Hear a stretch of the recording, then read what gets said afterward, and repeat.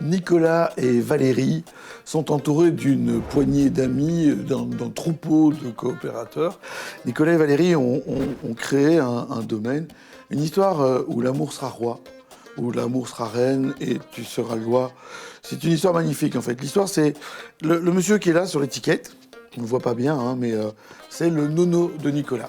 Le nono de Nicolas qui est arrivé d'Italie il y a bien longtemps, qui s'est tanké du côté au-dessus de Liège. On va dire ça comme ça.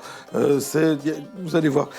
Domaine de la Bouhouille, ça se trouve à côté d'un endroit où il y a un charbonnage qu'on peut visiter, des galeries de mines, etc. Vous ne pouvez pas vous tromper.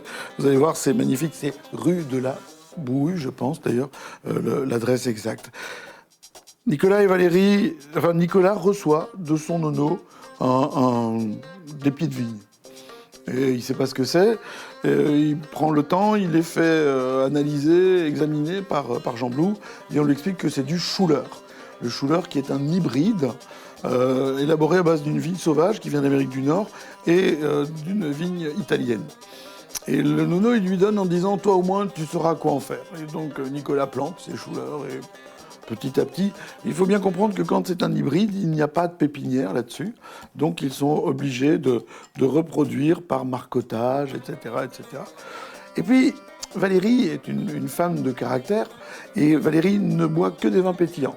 C'est une donnée très très importante. Parce qu'elle dit à Nicolas, si tu veux faire du vin, il faut faire des bulles, mon grand. Nicolas, dont c'est pas tout à fait le métier à la base, se prend de passion pour ça. C'est un garçon qui sait étudier. Il a fait des études longues. Et donc, il se prend de passion pour ça et il se met à faire du vin pétillant. Et puis, l'appétit venant en mangeant, il développe, tous les deux, ils développent ensemble. Et là, on a une cuvée qui s'appelle l'Inattendu, qui est un assemblage de Souvigné gris et merde, j'ai oublié l'autre cépage, c'est pas grave, vous leur demanderez, ça passera. C'est, en 2020, considéré comme un des meilleurs effervescents en Belgique. Il est sorti dans le concours des vins belges, des meilleurs vins belges, avec une médaille d'or. Micro-production. Il faut se battre pour en avoir. Je pense qu'on n'est pas à 2 hectares encore aujourd'hui. Petit à petit, le domaine grandit. Une histoire d'amour entre deux, de dinguerie aussi. Ils ont une famille avec tous les enfants, etc. Puis tous les frères de Nicolas. Enfin, tout ça, c'est vraiment une famille à l'italienne. Moi, je les aime beaucoup, beaucoup, tous les deux. Et ils font des vins qui sont vraiment très, très chouettes. On vendange ensemble, on presse ensemble, on met en bouteille ensemble, on dégorge ensemble. Valérie est devenue la reine du dégorgement à la volée, alors qu'il y a quelques années, elle savait à peine ouvrir les bouteilles. Et en plus, c'est une cuisinière hors pair, de grand talent. Lorsqu'elle vous reçoit à sa table, vous passez un moment hors du temps. Je vous invite à découvrir ce domaine de la Bouhouille. Vous ne pouvez pas vous tromper. Et vous allez voir, hein, c'est facile, tout est écrit dessus.